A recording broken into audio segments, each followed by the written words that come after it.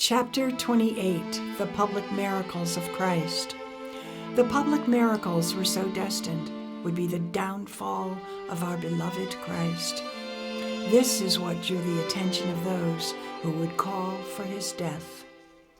The wedding at Cana was a joyous occasion, a celebration of love and unity attended by family, friends, and the people of the village. Among the guests were Jesus, his mother Mary, and his disciples. During the festivities, an issue arose that threatened to bring embarrassment to the hosts. The wine had run out. Noticing the predicament, Mary approached Jesus with a quiet but urgent request, saying, "They have no more wine." Jesus responded, "Woman, why do you involve me? My hour has not yet come." Yet Mary, with unwavering faith in her Son, turned to the servants and instructed them, "Do whatever he tells you." Jesus then directed the servants to fill 6 stone water jars, each capable of holding 20 to 30 gallons with water. Once they had done so, he told them, "Now draw some out and take it to the master of the banquet." The servants obeyed, and as the master of the banquet tasted what had been drawn, he was astonished. The water had turned into the finest wine. Unaware of the miracle that had just taken place, the master of the banquet called the bridegroom and remarked, "Everyone brings out the choice wine first, and then the cheaper wine after the guests have had too much to drink, but you have saved the best till now."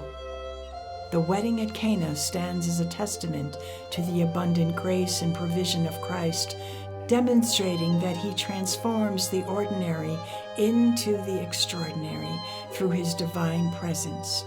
One day, as Jesus traveled from town, a large crowd followed him as he left.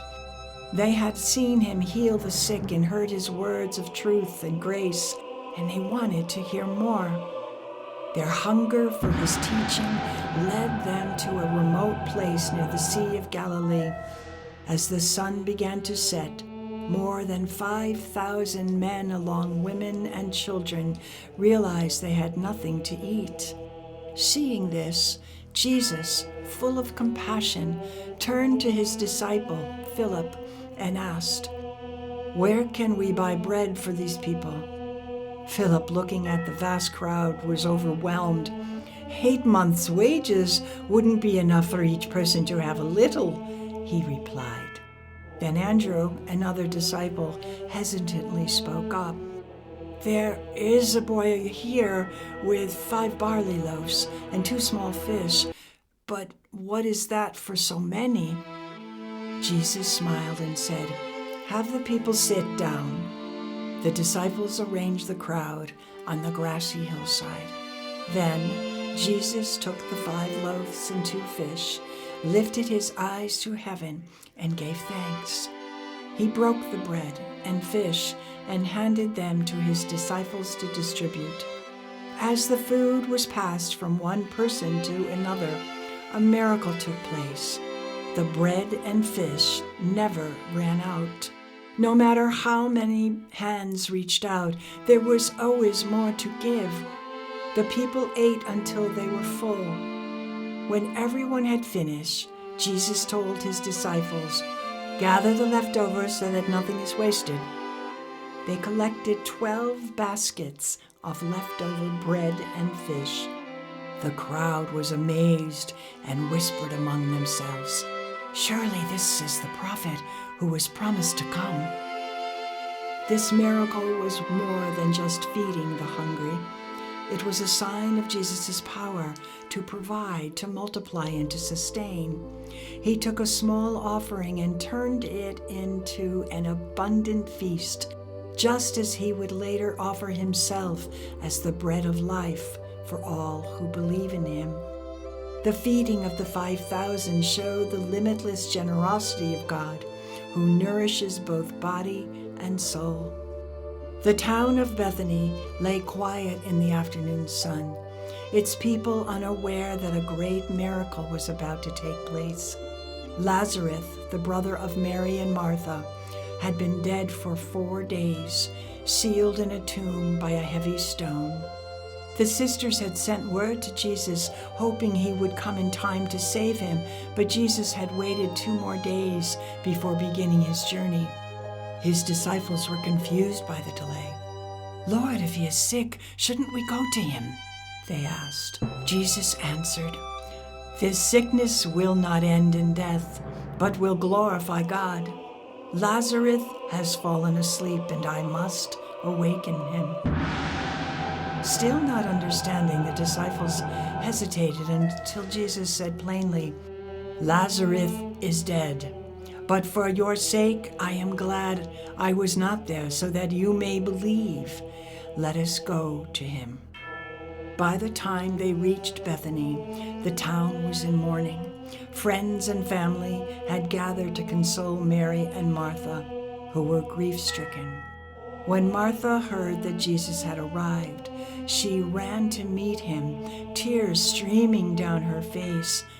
"Lord, if you had been here, my brother would not have died.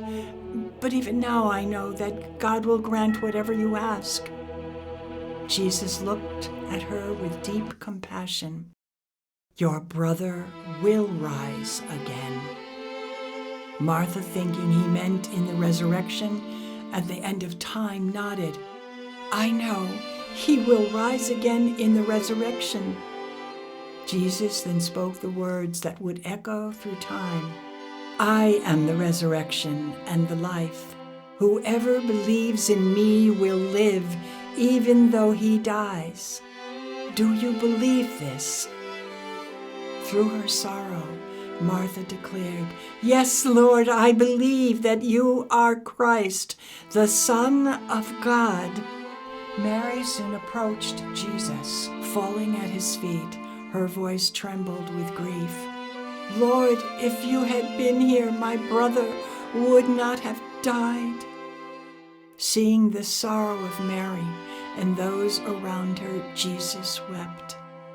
He walked to Lazarus' tomb, where the weight of the moment hung heavy in the air. "Take away the stone," he commanded. Martha hesitated. "Lord, he has been dead for 4 days. The smell will be strong." Jesus gently reminded her, "Did I not tell you that if you believe, you will see the glory of God?" At his word, the stone was rolled away. The crowd stood silent, their hearts pounding in anticipation. Jesus lifted his eyes to heaven. "Father, I thank you for hearing me. I say this so those standing here may believe that you sent me." Then, with a voice of divine authority, he called out, "Lazarus, come out!" A hush fell over the crowd.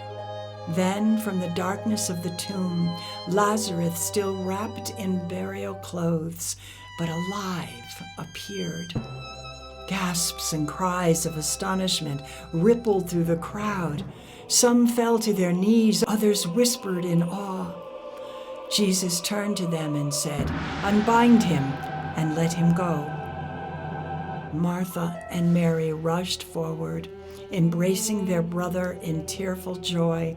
The whispers of wonder turned to shouts of praise, for they had witnessed a miracle unlike any other. But not all rejoiced. News of what had happened quickly spread to the Pharisees and religious leaders.